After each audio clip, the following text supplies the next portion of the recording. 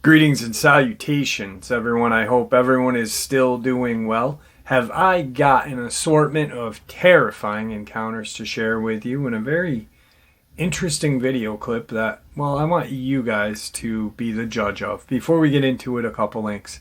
As you know, I rely on Patreon, PayPal, channel membership, and the merch to help the channel to continue to grow and go. Links to Patreon, PayPal, and channel membership are in the description below. Merch displayed directly under the video. Also, Dogman Frightening Encounters, Volume 1 through 3, the audiobook versions. They were written and researched by Tom Lyons, narrated and produced by me, Jeff Nadolny. Those audiobooks are available on Audible, Amazon, and iTunes, links to which are also in the description as well. Lastly, if you'd really like to help support this channel to continue to grow and go, simply subscribe.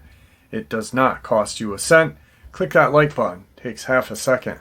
If you don't want to miss out on any of the informative uploads I put out daily, click that bell icon, and folks, please leave a comment. Why? Well, because all these things, they really do help this channel to continue to grow and go, and yes, definitely does matter. Now, everyone, I have taken far too much of your time. Let's jump into today's second half, shall we? Today's first part of the upload.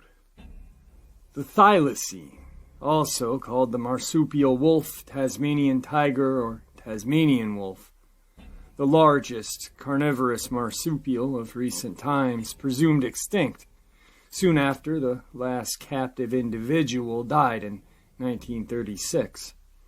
A slender fox-faced animal that hunted at night for wallaby and birds.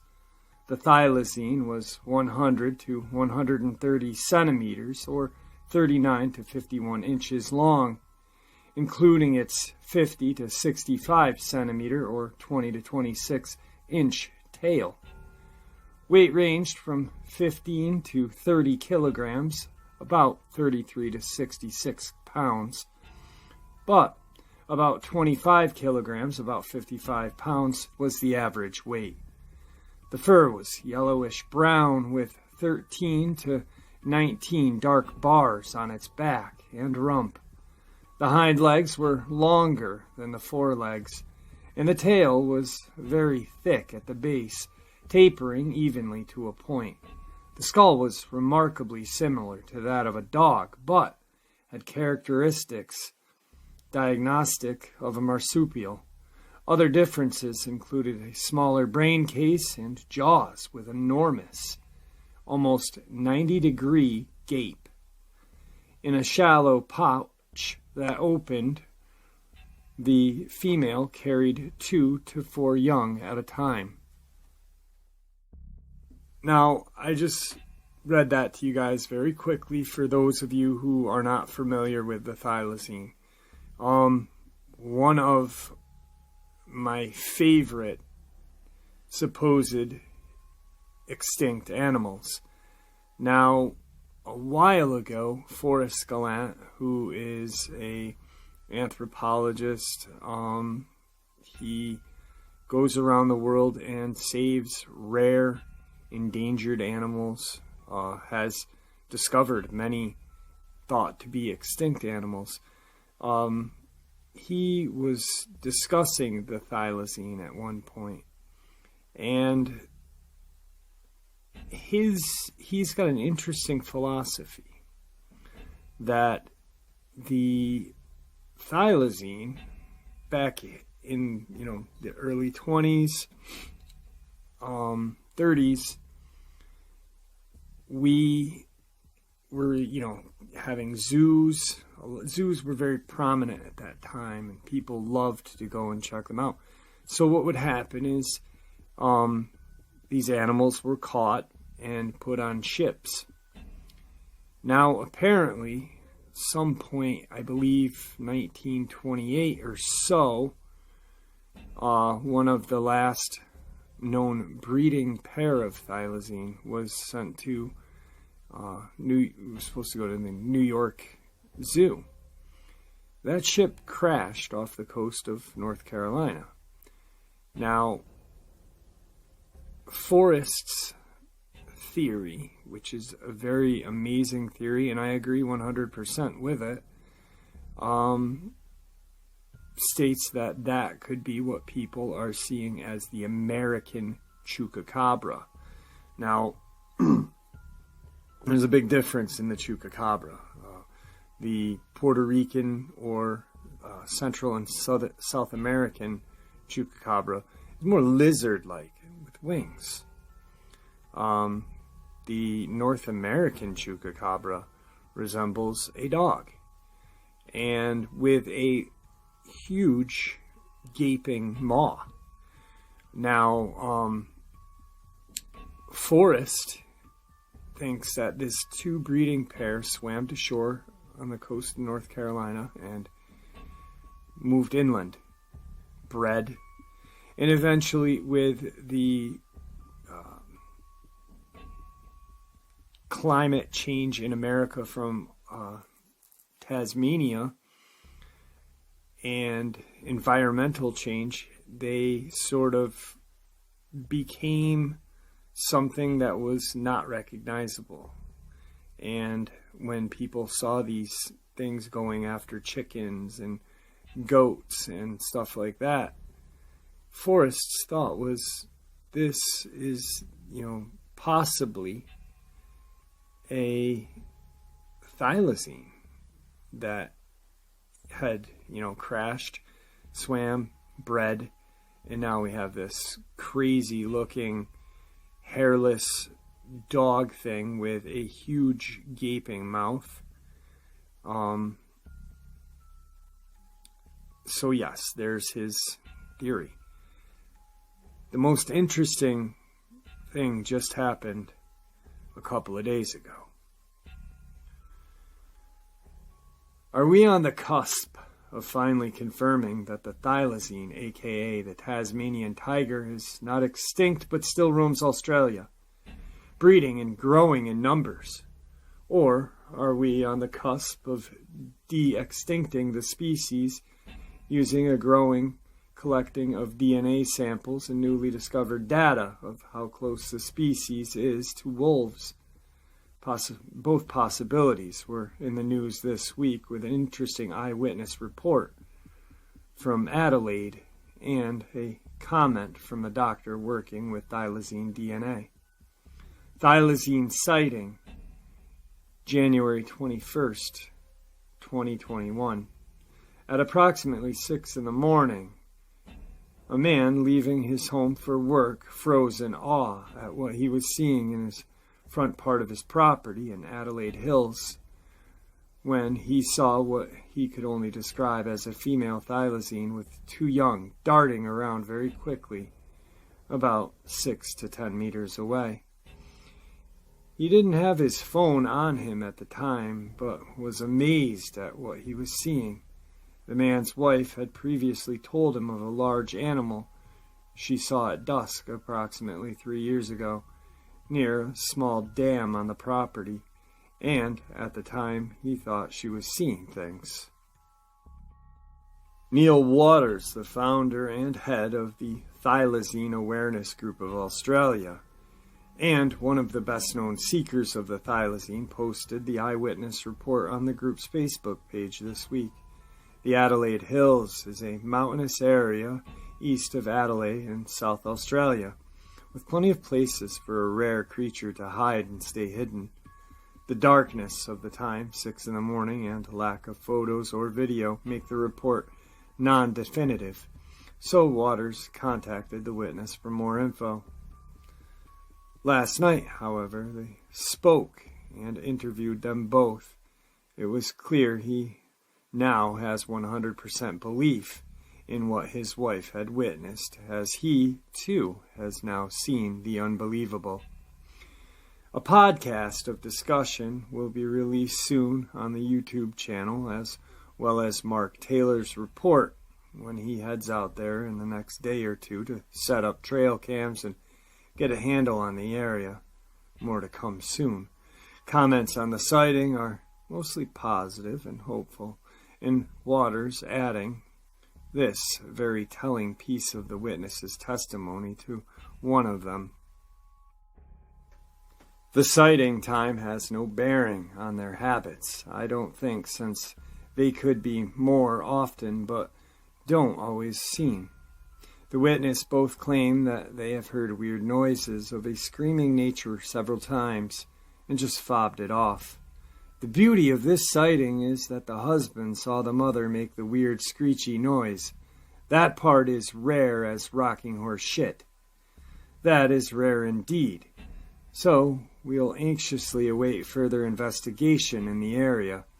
In the meantime, University of Melbourne professor Andrew Pask expounded on his recent research of the ancient wolf remains and ancient thylacine, aka Tasmanian wolf, DNA, which showed an amazing similarity from embryo to newborn pups to adulthood between the otherwise unrelated species. It's no longer science fiction. We have all of the tools to do it. It would just take so long. We're really fascinated about learning more about the biology of the thylacine. It is really different than any other marsupial.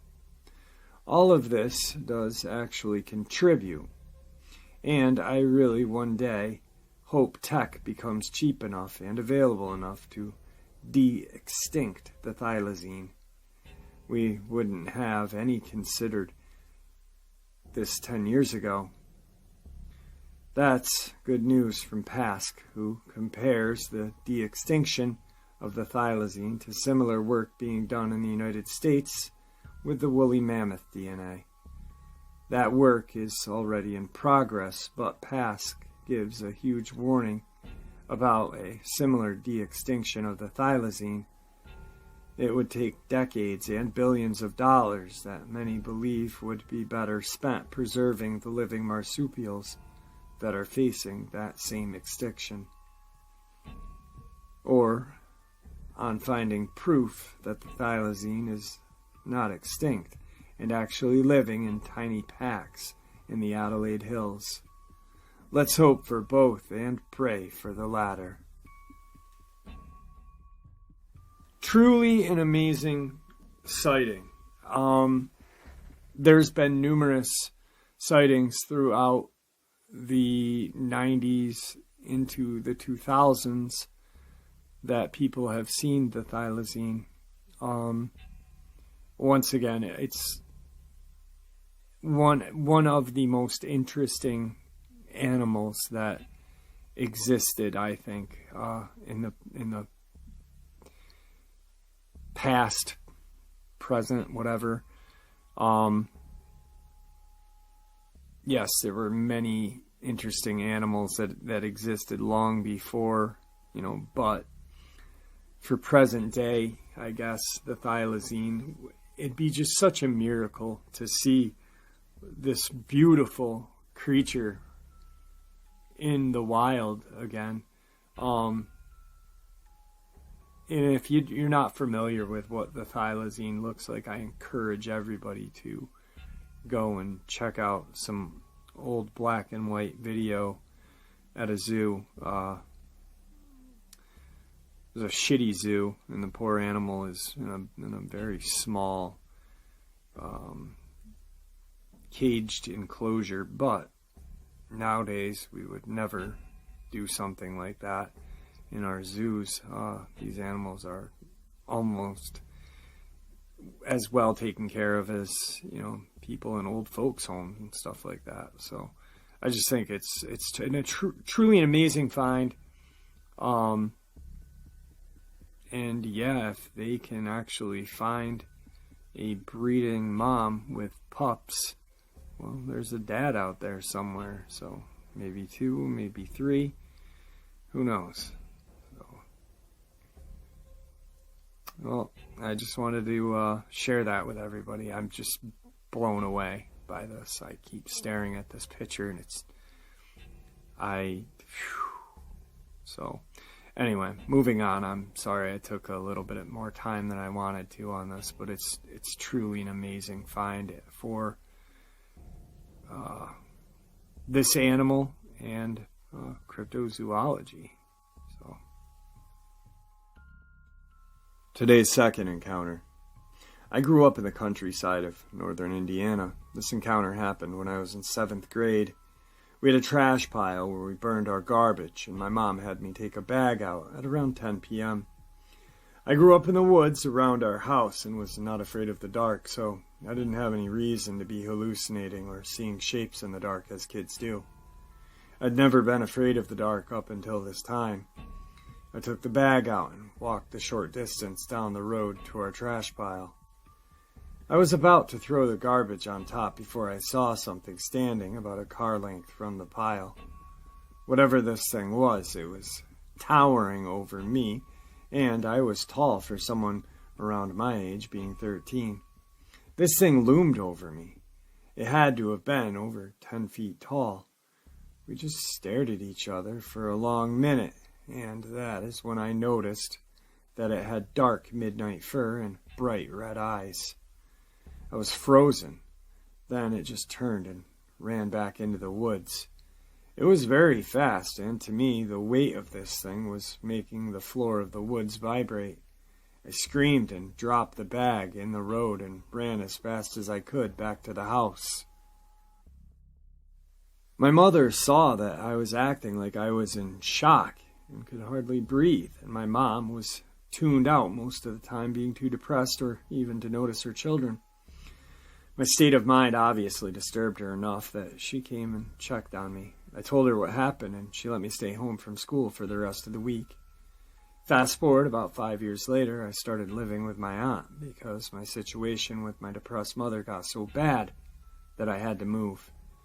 At this point in time, my mom was too depressed and addicted to all sorts of things. One night, my aunt had some friends of the family over, and I heard a conversation that piqued my interest.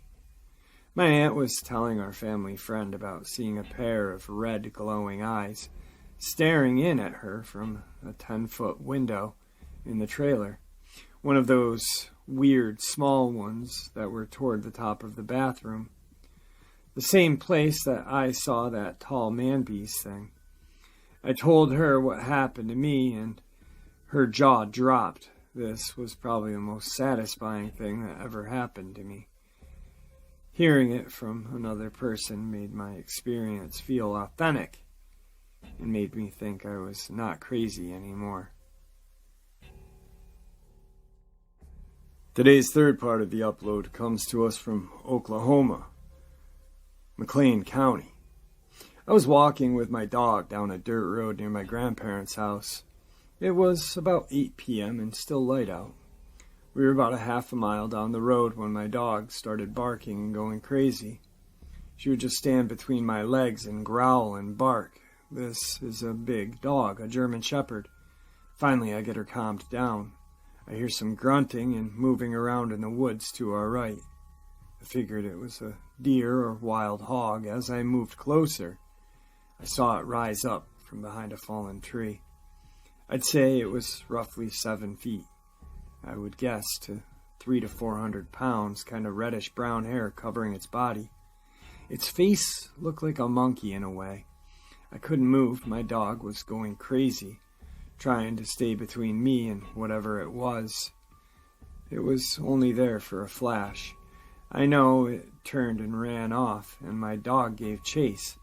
I turned and ran home. About 30 to 45 minutes later, my dog came home panting and unhurt. I have heard all kinds of noises at night there all my life. They sound like whooping sounds, kind of like a howler monkey I've seen on the Disney Channel. I also noticed it made kind of a whooping sound like a howler monkey. We hear weird howls and whooping sounds all the time.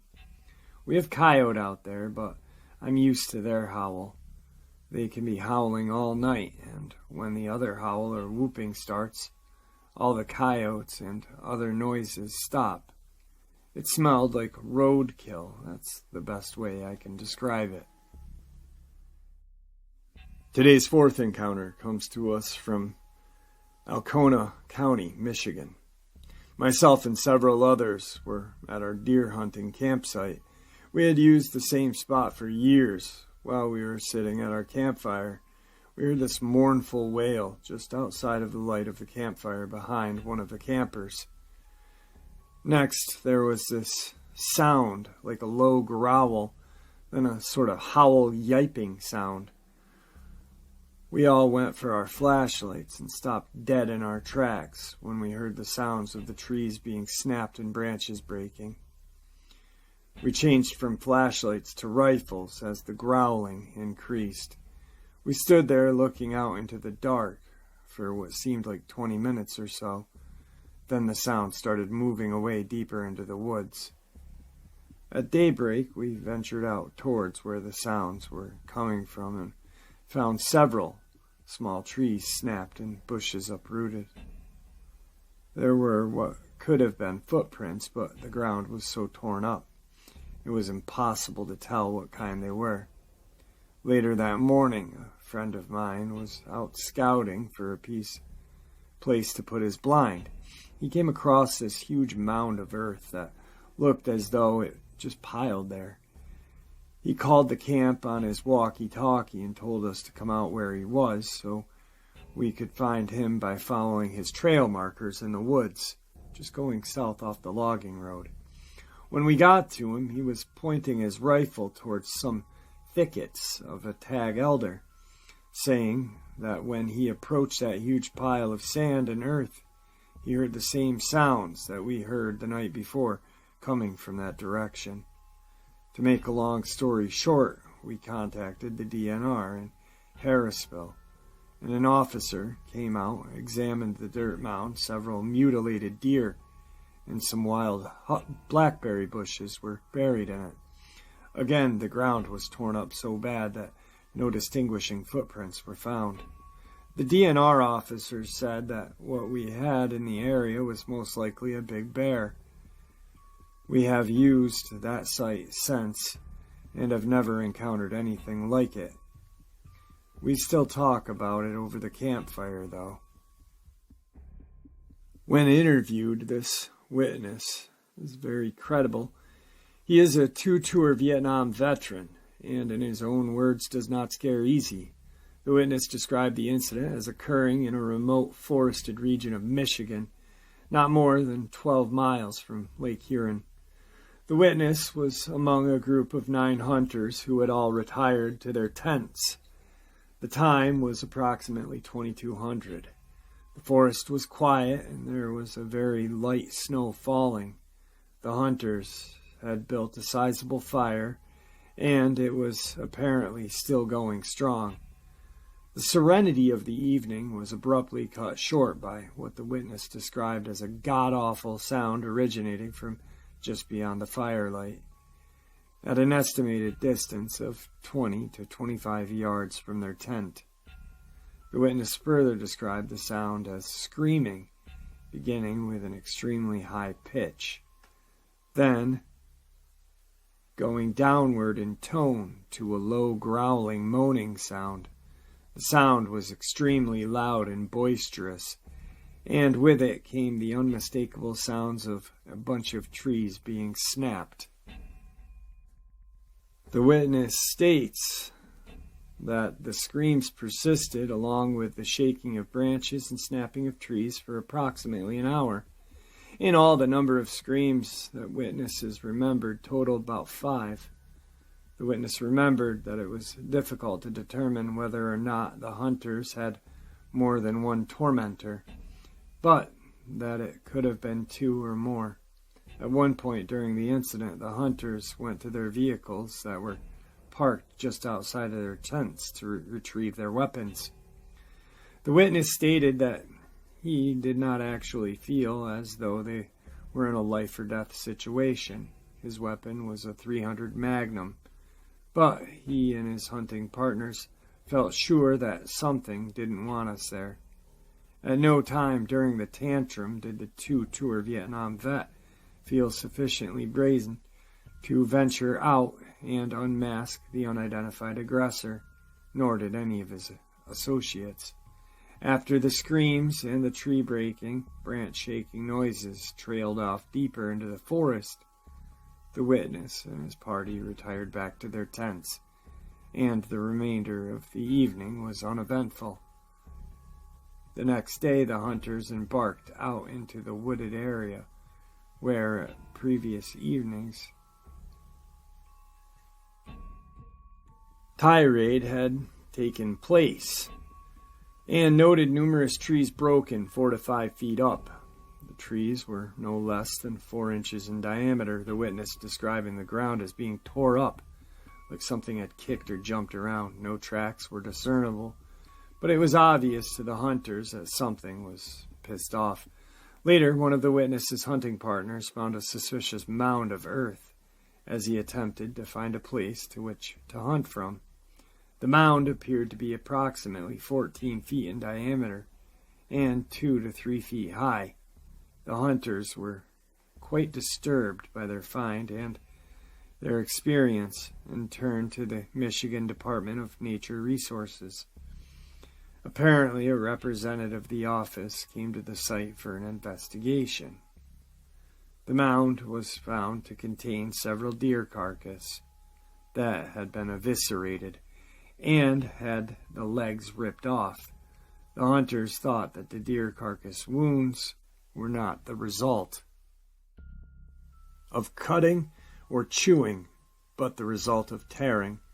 Blackberry bush was also discovered in the mound. The DNR representative called the mound a probable bear stash. Today's fifth and final part of the upload is a very interesting little news article I found out of Mammoth Cave, Kentucky area. Man fires a gun in Kentucky National Park after he claims he saw a Bigfoot. A couple camping at the national park in Kentucky said they were roused from their tent by a man who told them he had seen a Bigfoot. The man said he fired into the darkness after the ape-like monster that has never been proven to exist lunged at him, the couple had told CNN on Wednesday. Law enforcement rangers with the Mammoth Cave National Park responded to the incident involving the camper with a firearm at one of the park's backcountry campsites early Sunday. Park spokeswoman Molly Schroer states, "The statement did not confirm any Bigfoot sighting, but Schroer said no threat remains in the park. It's illegal to discharge a firearm in the national park," she states. Park officials know the identity of the person who allegedly fired the weapon. No charges have been filed. Madeline Durand and her boyfriend, Brian Ginn, who reported the incident to the park rangers, said the encounter frightened them, and the attention over the alleged sighting of the crypto mystery known as Bigfoot Sasquatch has surprised the Bowling Green, Kentucky couple. "I was mostly just concerned about him shooting the gun in the middle of the night without him really seeing anything." Duran said she was awakened at around 11 p.m. when she heard a noise outside of their tent. She assumed it was other campers just being rowdy and drinking. She woke Jin after a flashlight shined into their tent. "We gotta get out of the tent, and we saw a man who was at our campsite had destroyed by someone or something. The man who was with his young son showed them his gun on his hip and told them the area was popular for Bigfoot sightings." The couple climbed back into their tent as the man walked away to investigate with his son. "We heard them coming back at about 10 minutes later. We heard them yelling, 'I see it, I see it!'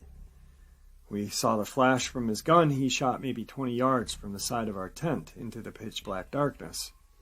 Duran said she was scared that the gunfire could have struck them.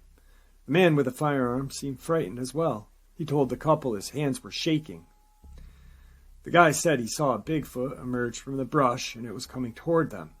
So he shot at it," said Jin, who attends the Western Kentucky University. "We shined a flashlight to see if there was an animal or something, and there was absolutely nothing there," Durant said. Once the adrenaline wore off, the couple made jokes about their strange night during their 5-mile hike back to the car in the darkness. "We were pretty shocked by how much it's blown up," Jin says. The legendary Bigfoot is commonly associated with the Pacific Northwest, but sightings have been reported all over the country and celebrated. In Marion, North Carolina, near the Blue Ridge Mountains, Marion's mayor proclaimed Bigfoot the city's official animal during an inaugural Bigfoot festival in September.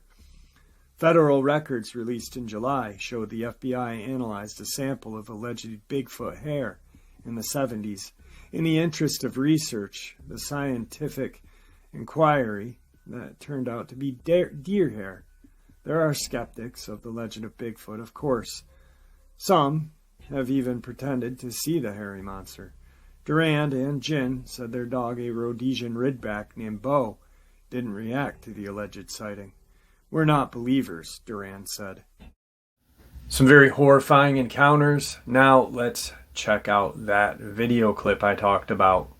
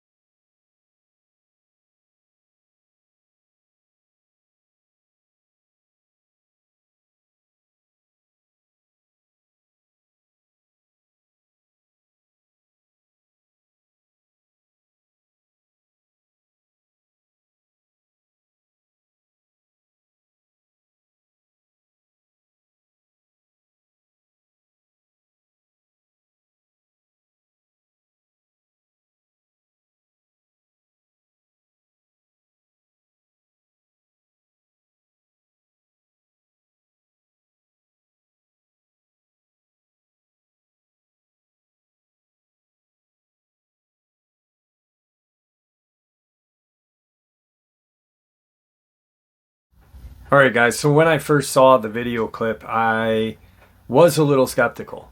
And I'm not going to give you my whole opinion. The only thing I am going to say is the one thing that I realized while watching the video is the strength of whatever that thing is. Anyway, I hope you guys enjoyed tonight's second half as much as I enjoyed sharing it with you. Guys, your support is what makes this channel so special and what continues to make it grow and go, and it is appreciated. Please, everyone, stay safe, happy, healthy, and ever vigilant, keeping an eye on our children, our pets, our family, and friends. These creatures are real. They're out there and they are dangerous. Share a little bit of information with the people that we love and care about, and it may just save their life someday. Until next time, God bless you all.